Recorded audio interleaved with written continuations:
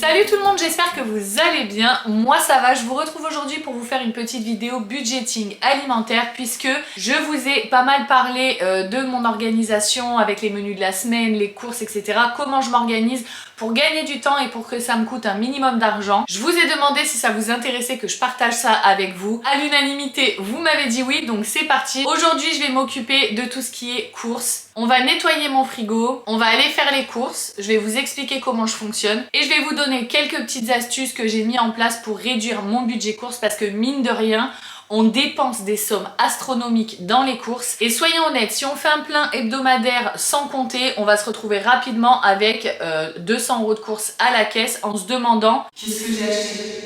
Alors que si on fait attention, on peut en avoir pour moins de 100 €. Mine de rien, mis bout à bout, semaine après semaine, ça fait de sacrées économies. Allez, c'est parti, on y va.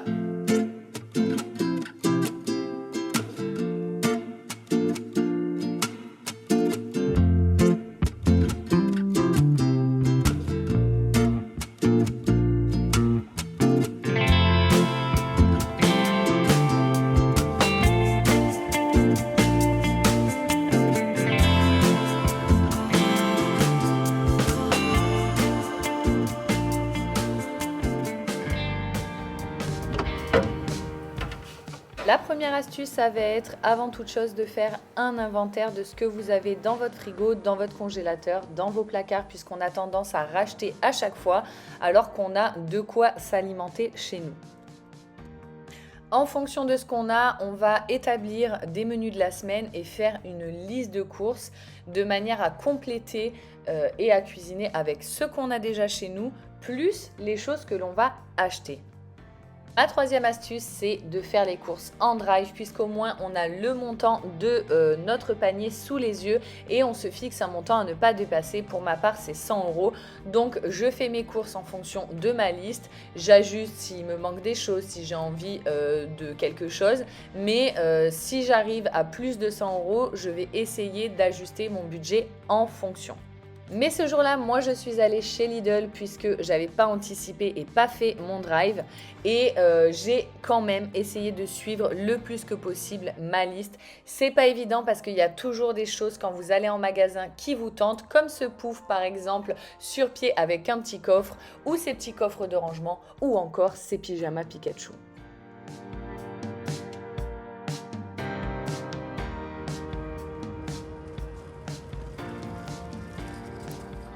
Bon les amis, je viens de sortir de chez Lidl et je me suis défoncé un ongle en ouvrant la portière. J'ai trop le seum. Bon, j'en ai eu pour 158 €. D'habitude, je fais un drive pour la simple et bonne raison que quand je fais un drive, je me dis maximum 100 €. Et d'ailleurs, c'est bien plus souvent genre 70, 80 que 100. Sauf que je fais pas mes légumes en drive parce que je trouve que c'est dégueu. Donc souvent, je fais le marché à côté. Donc en fait, ce que je fais, c'est que soit si j'ai anticipé que j'ai fait mon drive le week-end, j'ai pas mis mes lunettes aujourd'hui. Donc si j'ai anticipé que j'ai fait mon drive le week-end, je récupère mon drive le lundi. Et le mardi, je vais au marché prendre mes légumes. Ou alors, vu que mon Lidl est à côté du drive, quand je récupère mon drive, je vais chez Lidl prendre mes fruits et légumes. Sauf que là, je me suis dit, vas-y, je suis à Lidl, je fais une pierre deux coups. Au moins, j'ai pas le drive à les récupérer demain parce que j'avais pas le temps. Voilà, tout simplement, c'était plus pratique pour moi de faire comme ça, d'aller chez Lidl et de faire toutes mes courses chez Lidl. Mais je vais vous expliquer quand je vais vous faire mon retour de course rapide en rentrant à la maison, pourquoi j'en ai toujours pour plus cher quand je fais mes courses en magasin. Bon allez, on décolle. Je suis deg.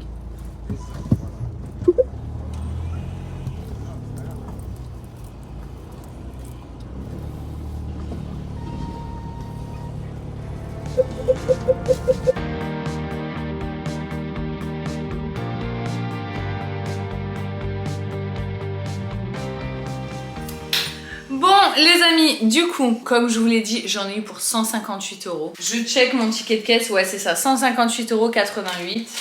Et je vous cache pas que je suis un petit peu dégoûtée. Tout simplement parce que la technique de faire un drive, c'est que tu vas prendre que les aliments que tu as sur ta liste. Et d'ailleurs, en parlant de liste, l'astuce suivante, c'est de faire vos menus de la semaine en mettant 1 ou 2 aliments à l'honneur. Je vous l'ai dit, moi ce que je fais, c'est que je fais des meal prep à chaque fois que je fais à manger finalement. Et là, cette semaine par exemple, j'avais prévu de mettre à l'honneur le brocoli. Sauf qu'il n'y avait pas de brocoli chez Lidl frais. Pourtant, il me semble que c'est un légume de saison. Mais peut-être que c'est pas encore arrivé. Je suis peut-être un peu trop précoce dans l'automne. En tout cas, du coup, j'ai pas mes brocolis. Mais c'est pas plus mal parce que ça va me permettre de faire les recettes avec du brocoli la semaine prochaine. Si l'histoire de faire un mini meal prep et de préparer 3 recettes avec plus ou moins un seul ingrédient vous intéresse, je vous mets 2 vidéos en barre d'infos dans lesquelles je fais un petit peu du meal prep à ma façon. Mais bref. Du coup, pas de brocoli cette semaine. C'est pas grave, ce sera pour la semaine prochaine. Je vous ferai une vidéo de ce meal prep là où je vais faire brocoli. C'est une de mes astuces de cuisiner en très grande quantité le même ingrédient ou les mêmes ingrédients déclinés sous plusieurs recettes de manière à avoir plusieurs repas et même j'en congèle. Dans mon congélateur, j'ai des petites barquettes dans lesquelles j'ai les restes de mes repas. Enfin, c'est pas vraiment des restes, je fais exprès de faire en plus grande quantité pour congeler. Bref, je vous montre mes courses parce que j'ai du frais et c'est pas tip top. Alors, je commence avec 2 plaquettes de beurre. J'en ai pris une pour cuisiner et une demi-sel pour le petit déjeuner. Ce qui m'amène à vous parler de l'astuce suivante, c'est que j'achète plus de petits déjeuners et de goûter. Enfin, si, j'en achète, mais le moins possible. Le matin, c'est biscotte beurre ou pain demi beurre, ou alors si j'ai eu le temps, je vais faire un pancake ou un truc comme ça. Les enfants vont manger des fruits, enfin, rien de fou, mais j'arrête d'acheter tout ce qui est pain au chocolat, céréales, etc. Parce que mine de rien, ça coûte une blinde. Moi, j'ai 3 enfants, donc tous les matins, tu peux compter 2 pains au chocolat chacun. Un paquet de 10, il passe pratiquement puisque ça fait 6. Donc, j'arrête d'acheter des petits déjeuners. Et croyez-moi, ça me fait faire des grosses économies. J'arrête également d'acheter des goûters parce que au plus j'en achète, au plus ils en mangent. Quand je fais moi-même les gâteaux, ils en mangent aussi. Mais ils vont plus facilement se restreindre parce qu'ils se disent « Oh, maman, elle les a fait, on peut pas tout manger en un coup, ça se fait pas, machin. » Et c'est pas qu'ils aiment pas, hein, parce que franchement, ils pèteraient le pot entier si je les laissais faire. Mais voilà, ça me permet de faire des économies. Et en plus de ça, autant se le dire, ils mangent des trucs plus sains, même si le leitmotiv initial, c'est pas forcément celui-ci pour moi. Mais c'est quand même un bénéfice qui est à prendre en considération. Donc ensuite, j'ai pris des formats familiaux de steak haché. Donc là, on en a... combien on en a? Donc on a 1 kg de steak haché x 2. Du coup, 2 kg de steak haché. Et évidemment, je vais en mettre au congélateur. Je vais découper de manière à ce que ce soit 2 à chaque fois. Et au moins si je veux faire un truc avec de la viande hachée, etc. 2 steaks, selon si tu mets des petits légumes, etc. Ça suffit. Bon, ça fait partie de ce qui n'était pas prévu au programme. Mais forcément, je vais chez Lidl. Les enfants adorent ces steaks. Moi aussi, hein, autant se le dire. Du coup, j'ai pris 2 paquets de pavés marinés sauce à l'échalote. Ouais. Ça non plus, c'était pas prévu, mais j'ai pris des chipolatas. Puisque, bah pareil, les enfants adorent ça. Je les ai vus, je me suis dit, oh tiens, des chipots. Ensuite, j'ai 3 pots de skyr. Pour celles qui suivent pas, je me suis mise au régime. Du coup, je consomme du skyr. J'ai refait le stock de yaourt. Vous savez à quel point ça défile vite chez moi, forcément. Là, par exemple, c'est un paquet de 8. Ça me fait un midi, un soir pour le week-end. Après, la semaine, les enfants vont à la cantine. Donc, ça va me faire qu'un repas. Mais les week-ends, par exemple, samedi, dimanche, j'ai ça en yaourt qui passe. Évidemment, on leur fait toujours plaisir, on prend les petites mousses au chocolat, idem, il y en a 8. Ensuite, j'ai un pot de crème fraîche légère, des œufs, je cuisine pas mal à base d'œufs, du pain de mie, ça sauve les petits déjeuners et les goûters où on n'a rien, dosette à café, Nutella sans huile de palme. J'ai repris du miel, j'en avais plus. Attendez, je range mon frais, je reviens. J'avais de la crème fraîche. Ce que je fais, c'est que quand je range dans mon frigo, je mets les trucs par ordre de péremption. Tu vois ce que je veux dire? Par exemple, les saucisses, elles périment le 9, ça périme le 8. Je les pose comme ça dans le frigo. Ça évite de gaspiller, je sais qu'il faut que je mange ça en priorité. Et ça périme quand? Le 21. En dessous.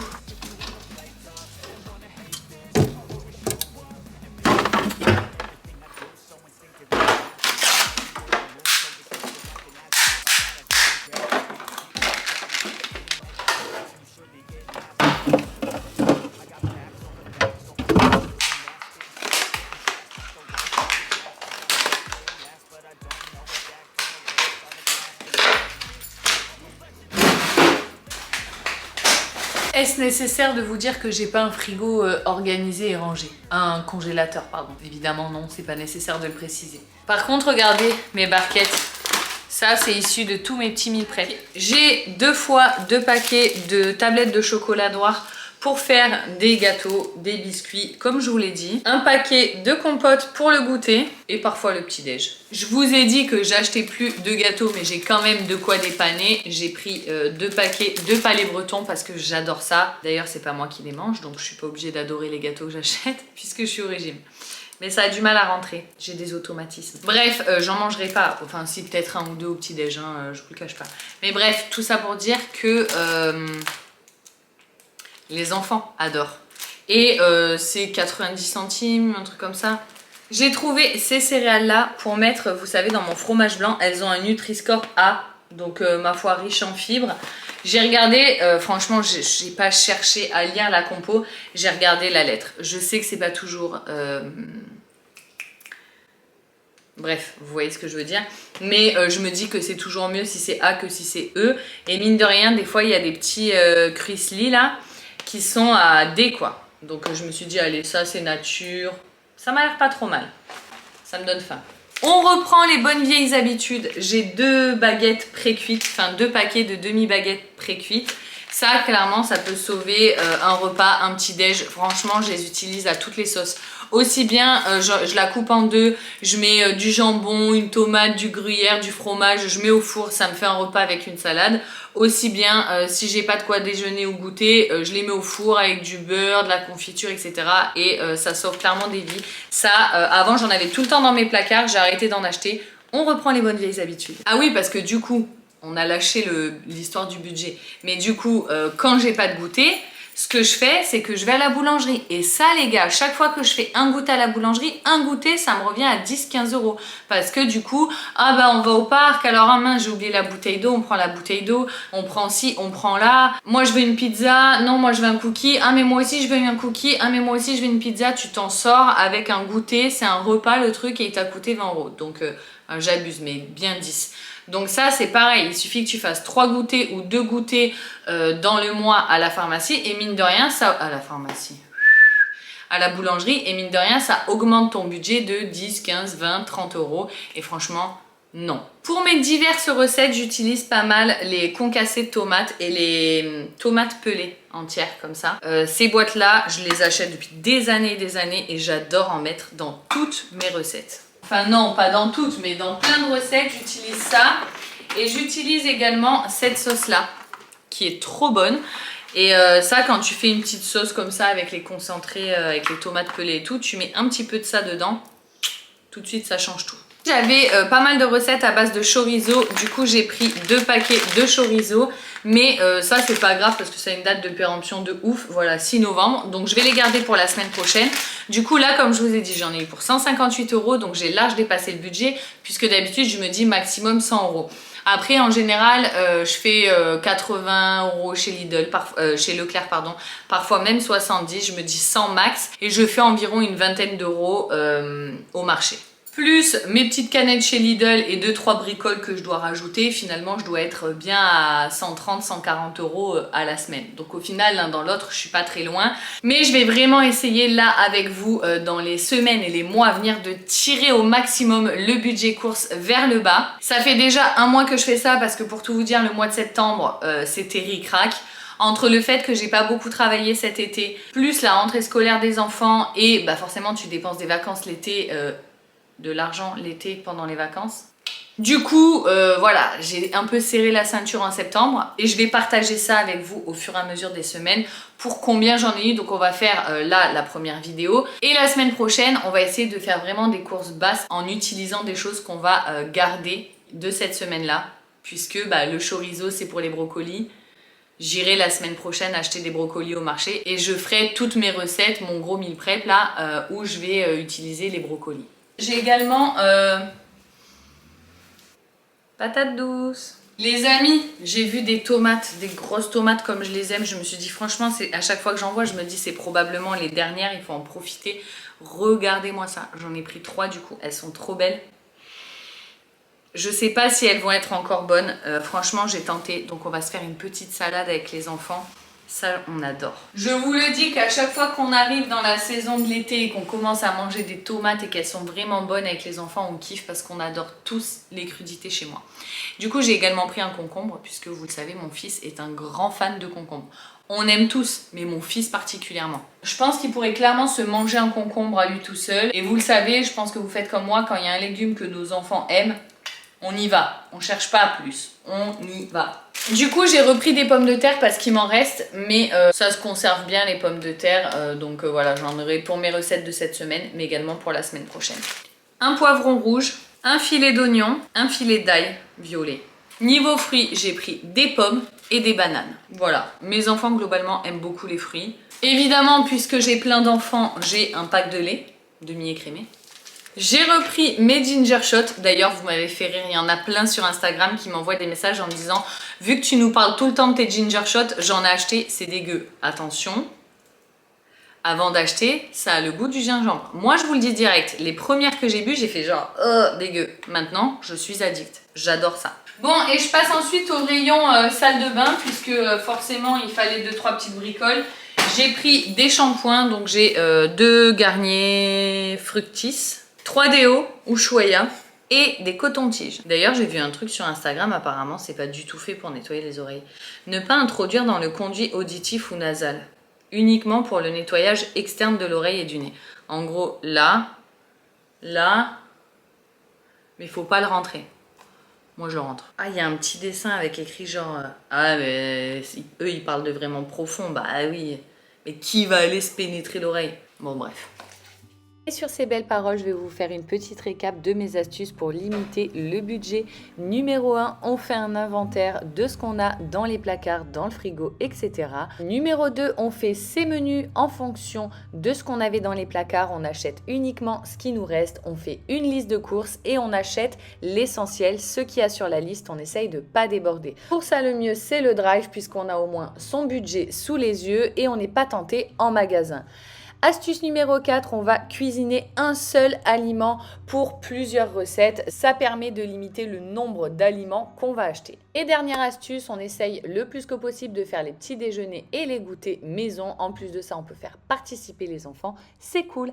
Et sur ces belles paroles, je vous laisse. Si vous avez envie de visionner d'autres vidéos, je vous invite à cliquer un petit peu partout. Je vous fais des gros bisous et je vous dis à bientôt. Ciao, ciao!